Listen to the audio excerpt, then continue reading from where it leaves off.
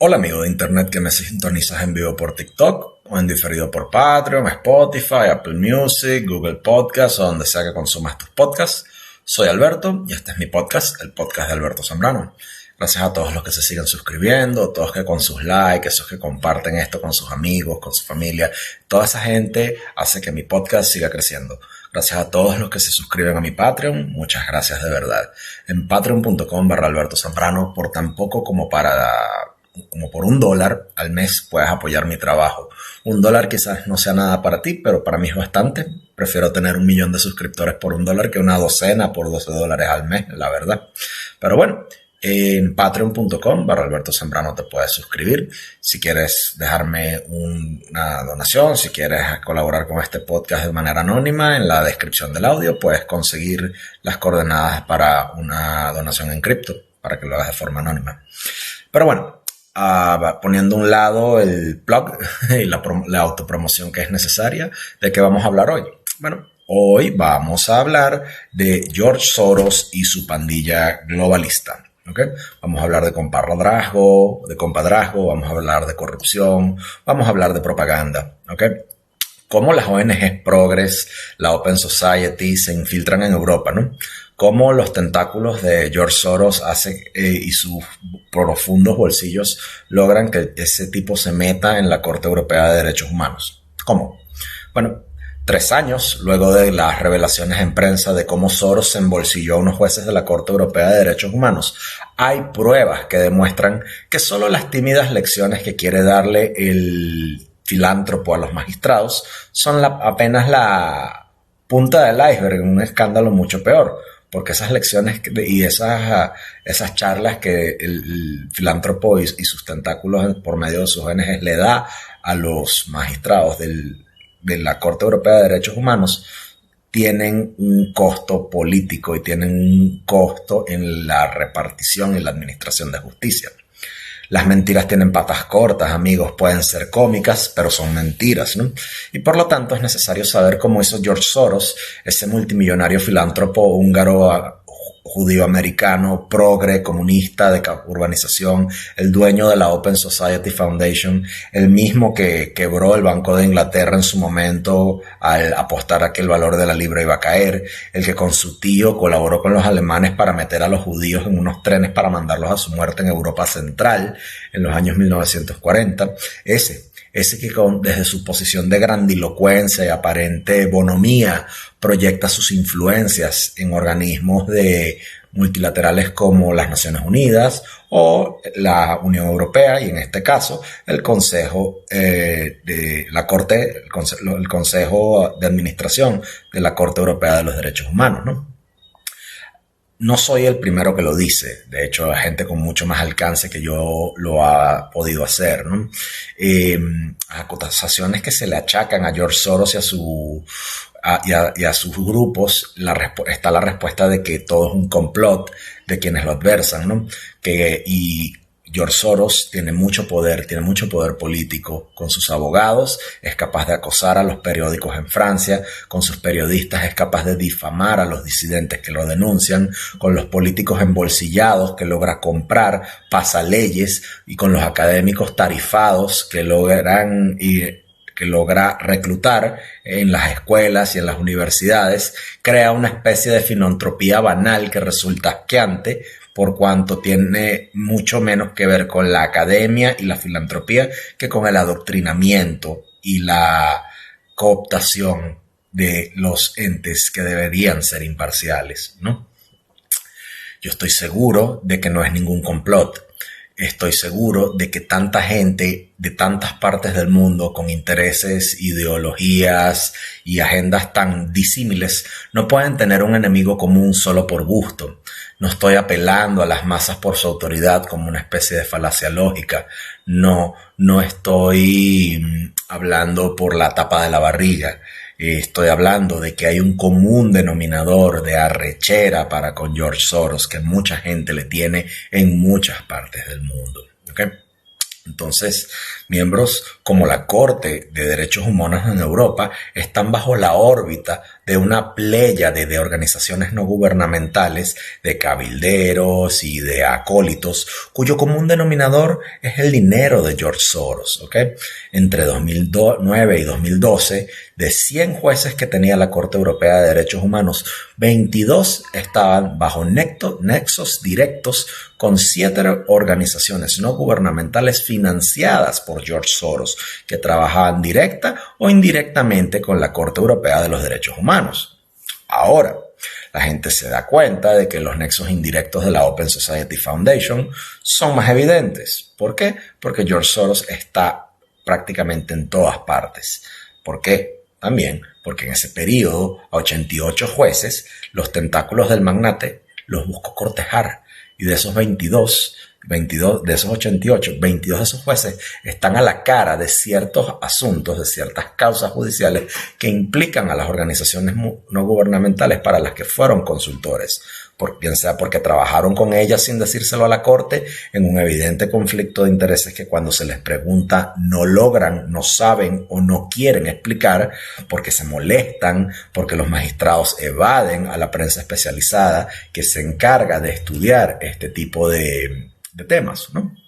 Entonces, ¿qué ocurre? Podemos nombrar 185 causas judiciales abiertas en la Corte Europea de Derechos Humanos en los que al menos 7 ONGs de Soros estaban visiblemente involucradas y que a su vez el magistrado que lleva esos casos tenía nexos con esas organizaciones no gubernamentales que le pertenecen a George Soros, ¿ok? Esta exposición de cuestiones, esta exposición de hechos, hablar de esto, nos hace poder abordar el tema de esta deriva ideológica de un cuerpo de resolución de disputas que dice ser imparcial en Europa, y eso nos permite comprender una vez más si de forma respetuosa o irrespetuosa en ese organismo encargado de impartir justicia, si es eso una corte encargada de administrar justicia o es un autoparlante de la cultura woke, de la Agenda 2030 y del lobby de la Agenda LGTB Full HD 8K 1080p, ¿no? Cómo esa influencia puede ser, cómo la influencia de George Soros en esa corte que se dice ser independiente e imparcial se presenta, ¿ok? ¿Cómo es esto posible? Con esa influencia de George Soros en esa corte, ¿puede el Tribunal Europeo de Derechos Humanos ser independiente, ser imparcial, con jueces que se dejan comprar e influenciar de ese modo? ¿Okay?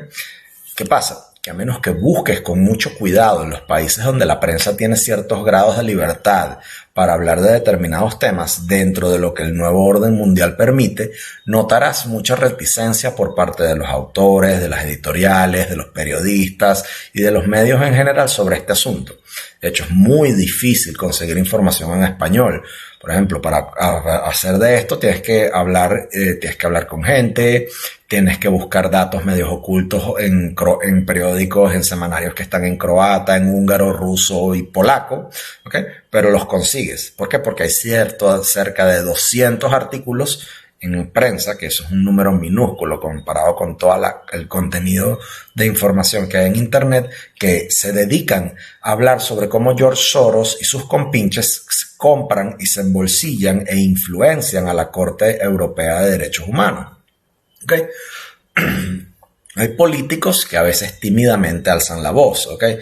Pero ¿qué pasa con los políticos en Europa? Los políticos en Europa le temen a los lobbies, le temen a los cabilderos, le temen a los pandilleros disfrazados de activistas y le temen a los abogados que los acosan y los lastiman, ¿ok? Hay pocos en el Parlamento capaces y con el guáramo suficiente de comentar sobre la influencia de George Soros. Está la siempre omnipresente Marine Le Pen, está François Xavier Bellamy, ¿ok? Que se limitan a decir que este tipo de cosas son alarmantes, que la tildan como una especie de corrupción elitesca, una especie de corrupción que es más grave de lo que parece, porque se cierne como una amenaza a la administración de justicia a nivel nacional, a nivel de los países de la Unión Europea, ¿ok? Las redes de George Soros, por medio de otra organización a la cual de la cual George Soros es dueño, que es la británica Open Democracy, contestan en una serie de muy costosas campañas en contra de los observatorios de justicia, de las editoriales, de los periódicos, de los blogueros, de la gente que se atreve a cuestionar esto, y de outlets hasta tanto mainstream como Time Magazine, como el periódico italiano Corriere della Sera, contra Euronews, contra Reuters, ¿ok? Cuando estos periódicos y esta gente tímidamente sugiere que Soros tiene las manos metidas en un tribunal y rastrean el dinero que desde Soros fluye hacia las ONG y de la ONG a los bolsillos de los magistrados, ¿no? Soros es un hombre que tiene un ejército de personas que son capaces de suprimir las ideas, de callar la aparición de la disidencia, y emplean una serie de métodos que siempre prueban ser muy efectivos porque funcionan desde hace mucho tiempo, ¿ok? Si lo que se supo de lo que les hablé entre 2009 y 2012 fue poco, recientemente se reportan 24 conflictos de interés entre los 2020 y 2022, que coinciden cronológicamente con asuntos tan fundamentales como la disidencia nacional y popular ante medidas antinacionales en el contexto de una crisis sanitaria de implicaciones geopolíticas nunca antes vistas, una crisis sanitaria que puso en jaque las libertades civiles, la misma crisis que puso en jaque al derecho de escogencia, el derecho a la privacidad, el derecho a la libre opinión, el derecho al libre tránsito, a la libertad de prensa, a cuestiones sacrosantas en países que se dicen defensores del respeto, defensores del respeto de los derechos humanos, como lo son los países europeos, ¿no? Los graves problemas que generan los conflictos de intereses dentro de la Corte Europea de Derechos Humanos nos muestra que 20 parlamentarios de 14 países miembros del Consejo Europeo son capaces de examinar las actuaciones de esos jueces que están señalados de tener conflictos de intereses en 34 casos distintos. Pero ¿qué ocurre? Que la oficina de la Asamblea Europea puede decidir engavetar esa discusión y hacer esas cosas a un lado, esas cuestiones a un lado, a fin de evitar que eso se sepa y que la discusión sea pública, ¿no? Como, por ejemplo, es que los reportes financieros del Consejo de Europa, en esos reportes aparecen la Open Society de George Soros y el Microsoft Woke de capitalismo rosa de Bill Gates como los más grandes donantes de dinero para el Consejo Europeo, ¿no? Tienen que entender una cosa, este es un tema que a todos nos interesa, ¿ok? A todos les interesa, le interesa a los europeos, nos interesa a los venezolanos, cuando vemos que desde nuestras academias, nuestros juristas, hay personas que dicen que en Venezuela hay una cuestión delicada sobre materias de derechos humanos, ¿no? Lo cierto es que las estructuras gubernamentales de la Unión Europea y de las Naciones Unidas, pero en este caso de la Unión Europea, tienden a ser altamente disfuncionales. Tienen un peor desempeño en contextos de países, entre comillas, del primer mundo, cuando sus magistrados se ven comprometidos con ONGs que les dan dinero para que opinen, para que hablen en foros, para que sean consultores en sus consejos directivos, ¿ok? ¿Y a cambio de qué? ¿A cambio de qué? ¿Okay? Tenemos que hablar entonces de un compadrazgo, tenemos que hablar de ese compadrazgo, de ese crony capitalism, de esas mentiras, de ese progresismo que tiene George Soros ante las críticas que están a la vista, ¿no? Estas ONG progres gravitan alrededor de la nebulosa, de la playa de nebulosa de ONGs que es la Open Society, de la cual es dueño George Soros, el mismo que tiene en el bolsillo a los magistrados, evitando que la Corte cumpla su misión de administrar justicia. ¿Okay? Tenemos que ver un poco, ¿okay?, cómo esta maniobra de Soros afecta el funcionamiento de la Corte Europea de Derechos Humanos. No en casos de alto nivel y altisonantes, sino en cuestiones que incluso pueden sonar hasta más cercanas, ¿okay? Porque de lo que les voy a hablar fue descubierto más o menos con cierta inquietud por muy pocos periodistas en prensa británica y un par de curiosos de unas revistas y un semanario polaco, ¿okay? Y es un hombre polaco, ¿okay? Es un hombre polaco que solo conocemos por sus iniciales, RS, quien en noviembre de 2020 le dio un accidente cerebrovascular, un ACV, y en su casa. Él vivía en Inglaterra. Entonces, él lo llevan al hospital, lo llevan a un servicio de reanimación en un hospital de Plymouth y cae en un coma, ¿ok? Él sale del coma, ¿ok? Y respira sin ventilación artificial, pero tuvo un coma muy severo, fue un estado vegetativo, ¿no? Quedó como un vegetalito, pero en cierto modo se logró recuperar, estaba respirando por su cuenta, pero los médicos británicos, creyendo que no había posibilidades de que ese hombre se recuperara en su totalidad, decidieron, en el interés del paciente RS, abandonarlo a la muerte, dejando de hidratarlo. Ese hombre se murió deshidratado en un hospital bajo supervisión médica en Gran Bretaña. ¿Okay? ¿Qué ocurre? Que en Polonia, la familia de este hombre, RS, se bate por repatriar a RS para enterrarlo en Polonia, que es su país natal. Las autoridades de Polonia hablaron con las autoridades británicas con respecto al derecho a la vida del hombre en cuestión, que era un católico practicante, ¿ok? Y que estaba fervientemente opuesto a la eutanasia, según lo decía su familia. Incluso los obispos polacos católicos anunciaron hacerse cargo de los asuntos concernientes a la repatriación del cadáver y nada ha pasado. La solicitud hecha por la familia del paciente RS a la Corte Europea de Derechos Humanos fue rechazada en un párrafo cortito, sumarial y arbitrario, en el cual el juez determinó que el destino de los restos mortales de RS estaban sellados, que a él no lo dejaron morir deshidratado, sino que simplemente no podía ni tenía una perspectiva de poder mejorarse, ¿ok? Esa fue la apreciación de un juez búlgaro, de Bulgaria, ¿okay? Llamado Jonko Grosev, un juez de la Corte Europea de Derechos Humanos desde 2015, miembro del Consejo Directivo de la Open Society Justice Initiative en Nueva York, Estados Unidos. En el seno de la Corte, este magistrado búlgaro cuenta no menos de 20 causas judiciales sobre las cuales se pronuncia, sobre las cuales descarta, sobre las cuales mantiene en litigio, y todas tienen un común denominador. Los abogados de una de las partes trabajan para la Open Society Foundation, para sus tentáculos, para sus subsidiarias, y ponen así al ciudadano magistrado en un claro conflicto de intereses, un conflicto de intereses manifiesto, ¿ok? Entonces, cuando los familiares del paciente polaco que murió se enteraron de la decisión y descubren la identidad del magistrado y descubren sus amistades peligrosas, le piden al presidente de la Corte Europea de Derechos Humanos que recuse al magistrado. ¿Okay? La Open Society Foundation, en la que trabaja Jonko Grosev, se encarga de darle dinero a grupos a favor de la eutanasia. Así que la familia del polaco muerto legítimamente podría interrogar a la militancia del magistrado en esos asuntos, ¿no? Por lo tanto, que la solicitud de los familiares haya sido negada denota una gran parcialidad de uno de los varios magistrados en la administración de justicia, un proceso que debe ser como la estatua, ciego e imparcial, ¿no?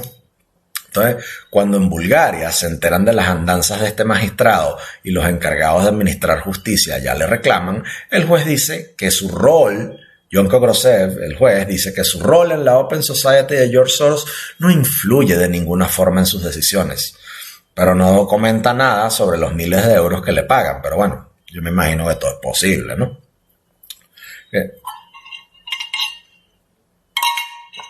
O sea, uno de los varios casos que hay, porque son 54 conflictos de intereses reportados en los 2 últimos años, y de los cuales 18 tienen un perfil lo suficientemente alto como para que los oiga la Cámara Alta del Tribunal de Derechos Humanos Europeo.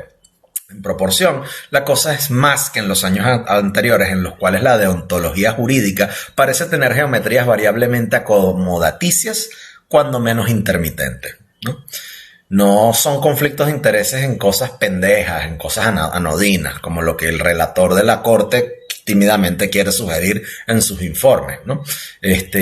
Porque con fallos sesgados creas precedentes de jurisprudencia susceptibles a atacar cosas sacrosantas en Europa, como la libertad de expresión, el derecho al asilo, los derechos reproductivos, el derecho a la vida y las decisiones sobre detenciones arbitrarias y los derechos de las minorías, por ejemplo, ¿no?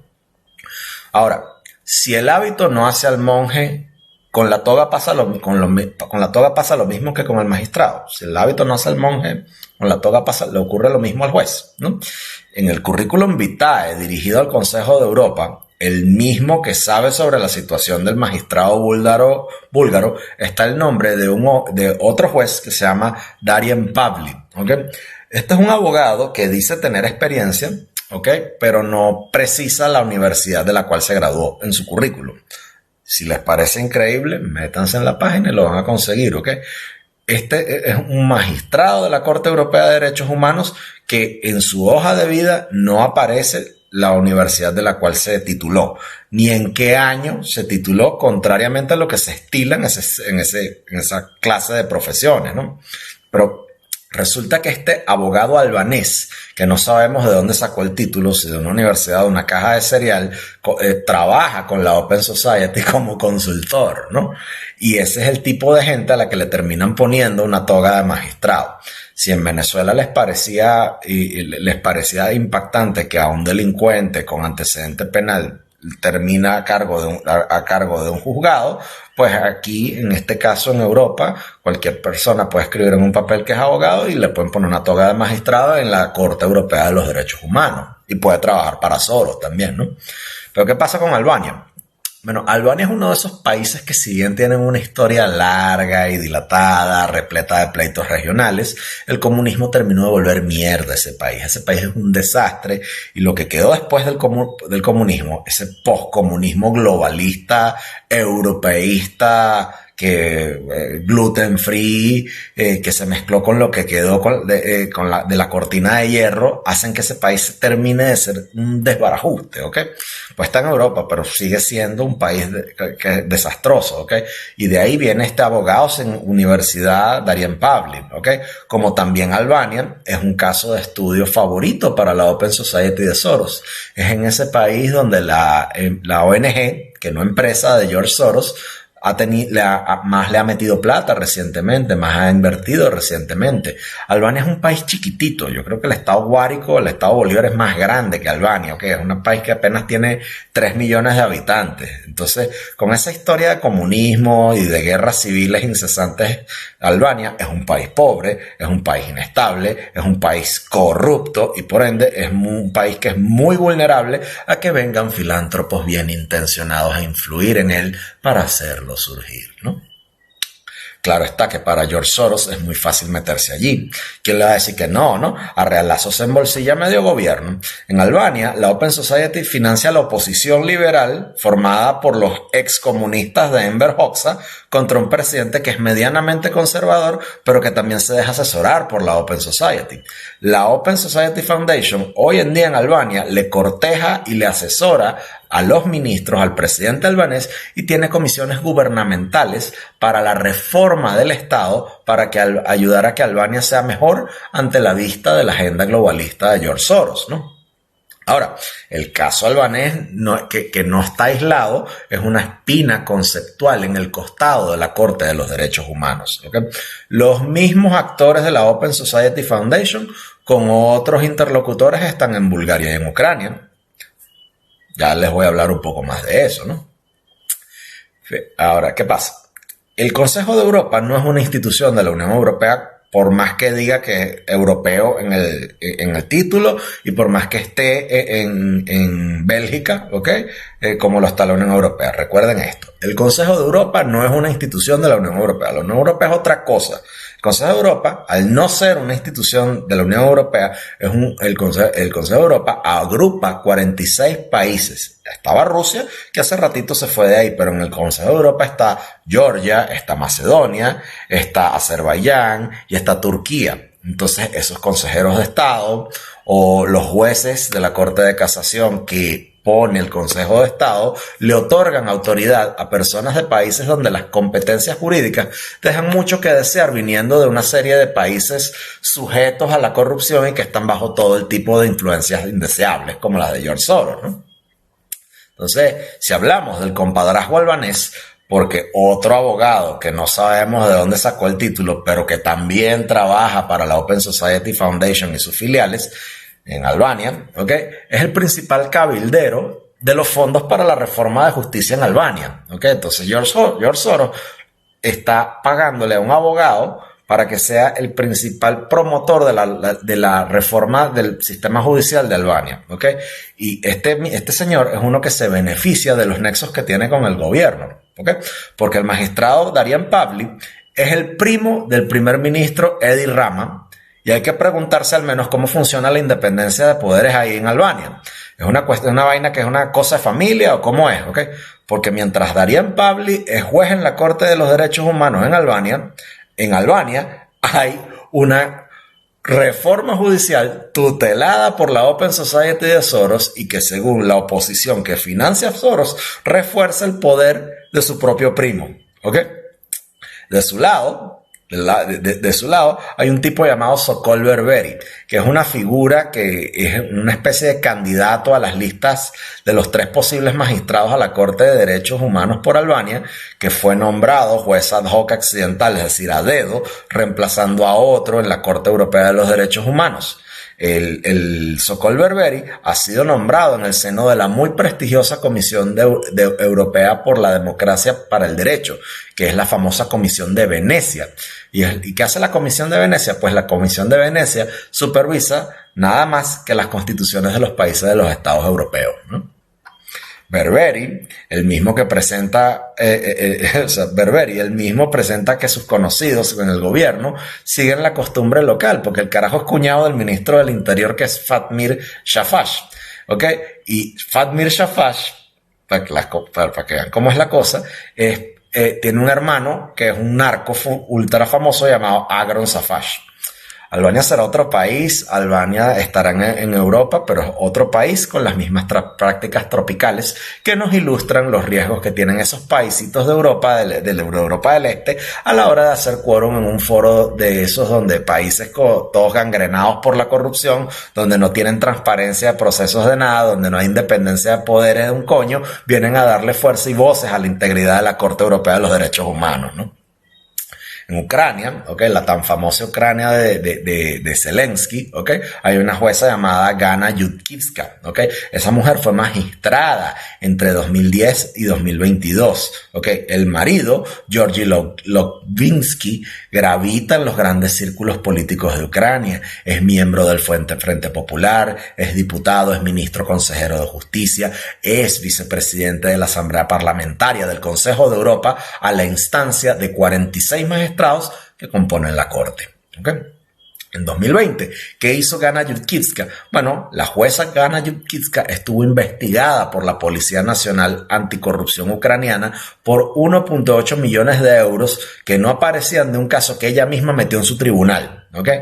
Esa investigación todavía está en curso y fue denunciada con la misma contundencia como hacen en Venezuela cuando hay un caso de corrupción, ¿sabes? Que hacen una rueda de prensa, tienen unos pendejos hablando en radio sobre esa vaina, mandan unos Twitter y luego la gente se olvida de ese tema. Bueno, así manejan las cosas en ese país tan corrupto como lo es Ucrania, ¿no? Así que le andan dando tanto dinero para pelear con otro país corrupto como lo es Rusia. Pues eso harina de otro costal, ¿no? Así fue aquí, ¿ok?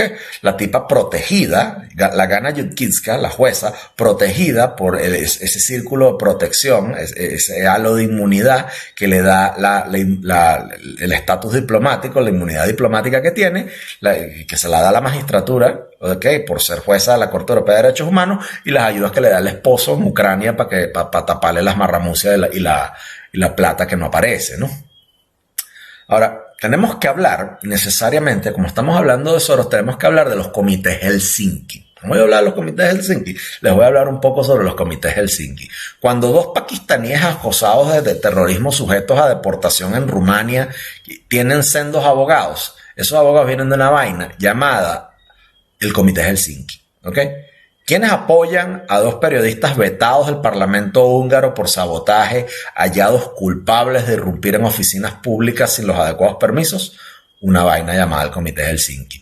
¿Quién apoya a nombre del interés superior del niño a un minero condenado por diversas infracciones, incluidas las de carácter sexual en un establecimiento? De nuevo, una vaina llamada el Comité Helsinki. ¿Quién apoya a un juez polaco de revocar el cuadro y el contexto de una reforma judicial de su país porque sus miembros estiman que él afablemente está bloqueando la independencia del Poder Judicial? De nuevo, una misma vaina llamada el Comité Helsinki, ¿ok? Detrás de ese nombre de Comité de Helsinki se halla una cosa que se conocieron como los comités de vigilancia de los derechos del hombre. Eso se retrotrae históricamente a la Guerra Fría, donde el nombre hace remembranzas a los acuerdos de 1975 en esa ciudad, donde Occidente había obtenido de la Unión Soviética ciertas garantías con respecto a la seguridad de las personas y de sus derechos humanos. ¿Okay? Otra vez, esa Federación Internacional de Helsinki, ¿okay? Por los derechos humanos, yo no sé qué, ¿okay? O sea, ese comité de Helsinki no fue formado en Helsinki.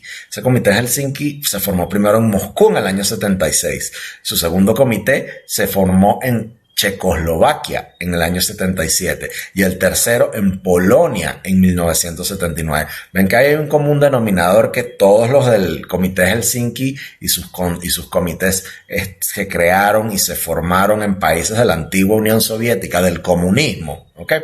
Bueno, esos que trabajaron en esos comités en Moscú, en Checoslovaquia, en Polonia, ¿okay? Esos ahora son una federación nacional que en algún momento existió y que dejó de existir en 2007. ¿Pero qué hizo George Soros? Esas tumbas en desuso de esos cadáveres insepultos de la justicia, ¿okay? Los agarró George Soros y hoy en día esos comités investidos de autoridad por los órganos filantrópicos de George Soros, notablemente americanos, notablemente judíos, tienen una nueva orientación progresista, como siempre la tuvieron inicialmente. ¿Okay? De hecho, los antiguos miembros de los comités en Checoslovaquia, en Polonia, y de no sé qué, los comités de la vigilancia de los derechos del hombre, esta gente del Comité Helsinki son muy activos hoy en día, tienen miembros activos y los previos poblan los juzgados de las oficinas de la Comisión de Derechos Humanos de la Unión Europea. ¿Okay? Están en las cortes, son los escribientes, son los secretarios, son los jueces en la Corte Europea de los Derechos Humanos. Juzgan caso por caso, uno al lado del otro, están en esos pasillos y cuestionan los fallos de los jueces que no están alineados con sus ideas de avance y de progreso para la humanidad.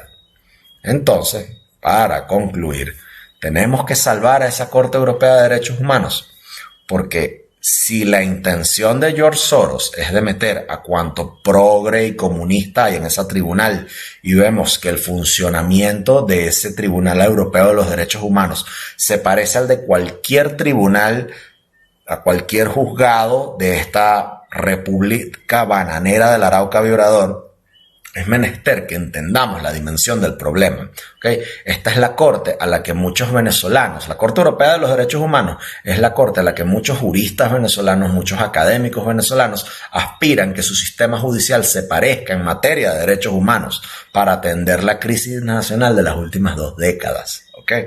Los abogados venezolanos, muchos de ellos quieren emular a la Corte Europea de los Derechos Humanos, ¿okay?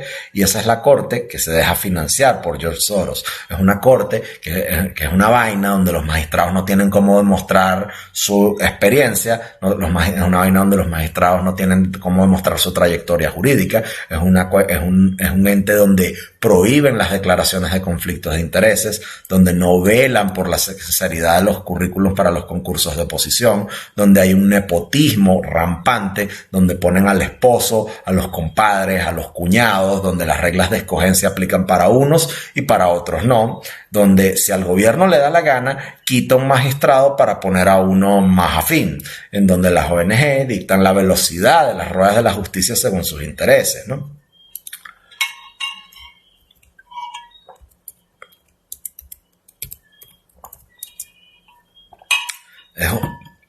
Es una vaina donde la deontología jurídica tiene geometrías variablemente acomodaticias, cuando no menos intermitentes, ¿no? Entonces, ¿qué pasa?